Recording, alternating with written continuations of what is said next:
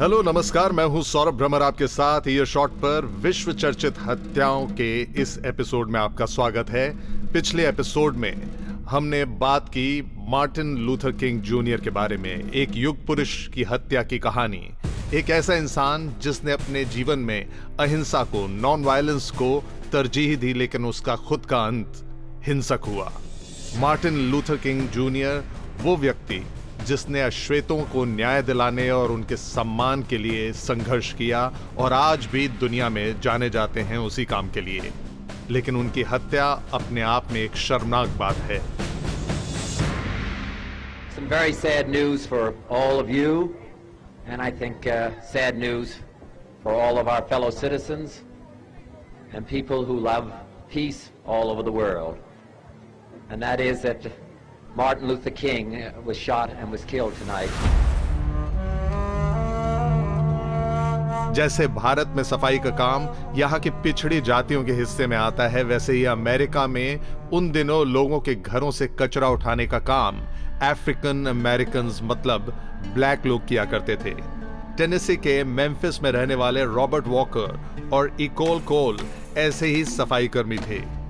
1 फरवरी 1968 1968 को जब वे दोनों रोजाना की तरह अपने काम पर निकले थे, उनके कचरा ढोने वाले ट्रक में खराबी आई और उस खराबी के कारण दुर्घटना में रॉबर्ट वॉकर और इकोल की मौत हो गई। इस घटना ने सफाई कर्मियों के काम करने की खराब परिस्थितियों और उन्हें मिलने वाली कम सैलरी पर लोगों का ध्यान खींच लिया, क्योंकि अब इनकी मौत के बाद उन लोगों में जबरदस्त गुस्सा था और उन्होंने अपनी सफाई के काम में हड़ताल कर दी थी। इस हड़ताल को करने वाले लगभग सभी अश्वेत लोग ही थे।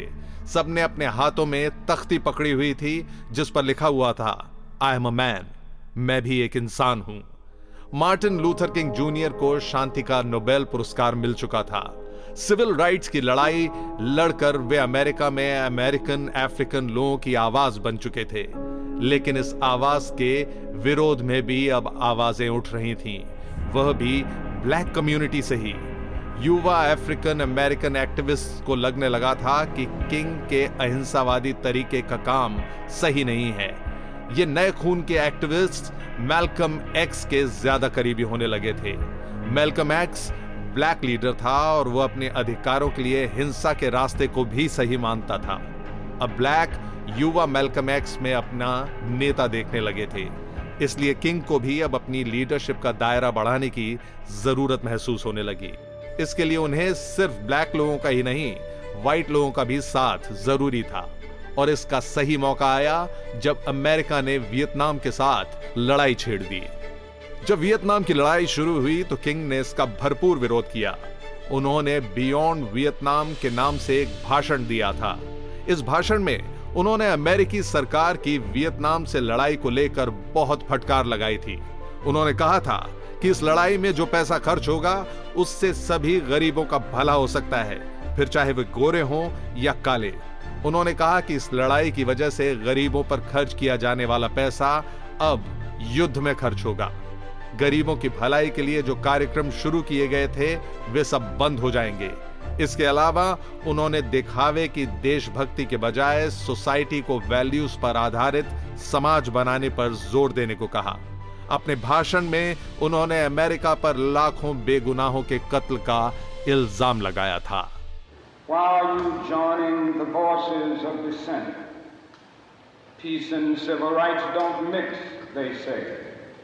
Aren't you hurting the cause of your people, they ask. Beyond Vietnam भाषण में किंग ने लड़ाई का विरोध किया था, जिसकी वजह से उन्हें रेस और कलर के दायरे से बाहर जाकर लोगों का समर्थन मिलना शुरू हुआ, क्योंकि अमेरिका में उन दिनों कम्युनिज्म और सोशलिज्म को मानने वाले बढ़ रहे थे। हालांकि किंग पर भी कम्युनिस्ट होने का आरोप लगता रहा था। सिर्फ कम्युनिस्ट ही नहीं, उन पर देशद्रोही होने का भी आरोप लगा था। आरोप सिर्फ आरोप तक ही सीमित रहे। भले ही आरोपों का कोई सिर पैर नहीं होता, लेकिन कुछ अंधभक्त इन आरोपों को सच मानकर अपने सीने में नफरत पाल बैठते हैं। कुछ विरोधियों के सीने में ऐसी ही नफरत की आग पनप रही थी। टेनेसी के मेम्फिस में सफाई कर्मी अब हड़ताल पर थे।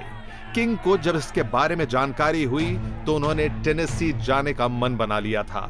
किंग और उनके साथियों ने 3 अप्रैल 1968 को लॉरेन मोटेल में चेक इन किया था। लॉरेन मोटेल उन चुनिंदा जगहों में से था जहां ब्लैक लोगों के साथ भेदभाव नहीं किया जाता था। किंग को तेज जुकाम हुआ था, लेकिन लॉरेन में चेक इन करने के कुछ ही घंटे बाद किंग ने मेजन टेम्पल चर्च में एक भाषण दिया, जिसे सुनने के लिए भीड़ उमड़ पड़ी थी। इस भाषण में उन्होंने कहा कि पता नहीं आगे क्या होगा, मैं जिंदा रहूंगा भी या नहीं, लेकिन इस देश के लोगों को उनके अधिकार जरूर मिलेंगे। Well, I don't know what will happen now. We've got some difficult days ahead, but it really doesn't matter with me now because I've been to the mountaintop. अगले दिन 4 अप्रैल का मनहूस दिन था। किंग और उनके करीबी साथियों को मेम्फिस के चर्च के मिनिस्टर रेवरेंड सैमुअल बिली काइल्स के यहां डिनर करने जाना था। किंग ने अपना पसंदीदा ट्रेडमार्क डार्क सूट और टाई पहना और लगभग 6 बजे अपने कमरा नंबर 306 से बाहर आए। उनके करीबी दोस्त और सिविल राइट्स मूवमेंट में भागीदार रहे एंड्रू यंग ने चिल्लाकर कहा, किंग कोट पहन लीजिए, बाहर बहुत ठंड है। इससे पहले कि एंड्रू को जवाब देने के लिए किंग की आवाज निकलती, एक बंदूक की गोली चलने की आवाज गूंज उठी। रेमिंगटन 30-06 राइफल की गोली किंग की दाईं कनपट्टी को चीरकर जबड़ा तोड़ती हुई उनकी रीढ़ की हड्डी में जा लगी थी।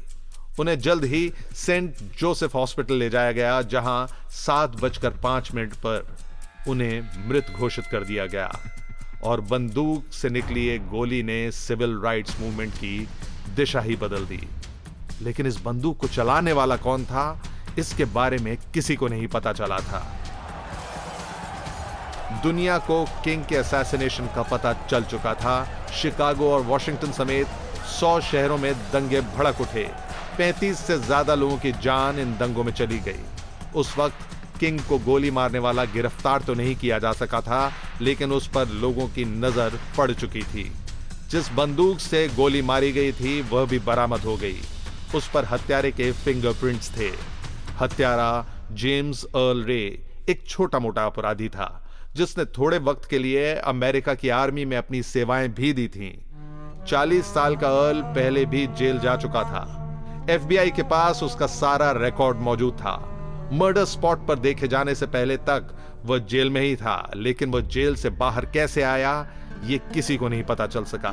खैर, बंदूक पर अर्ल के उंगलियों के निशान थे और FBI के पास उसके अपराधों का कच्चा चिट्ठा समेत पहचान के तमाम सबूत। पूरे देश में अर्ल के नाम से वांटेड के पोस्टर्स लगा दिए गए थे। तब तक अर्ल अमेरिका छोड़ चुका था। यह भी किसी को मालूम नहीं था कि वो अमेरिका से बाहर निकला तो कैसे। 8 जून 1968 को उसे लंदन के हीथ्रो एयरपोर्ट पर गिरफ्तार कर लिया गया और फिर वापस अमेरिका भेजा गया। हालांकि किंग की फैमिली किंग की हत्या के पीछे सरकार का हाथ मानती रही। किंग की पत्नी कोरेटा स्कॉट किंग का मानना था कि FBI के मुखिया जे एडगर ने उनकी हत्या करवाई है और अर्ल सिर्फ एक मोहरा ही है। केस के दौरान अर्ल ने भी कहा कि वह बहुत बड़े षड्यंत्र का एक छोटा सा हिस्सा है। अर्ल के हिसाब से किसी राउल नाम के इंसान ने असैसिन ग्रुप के लिए काम करने को उसे कहा था।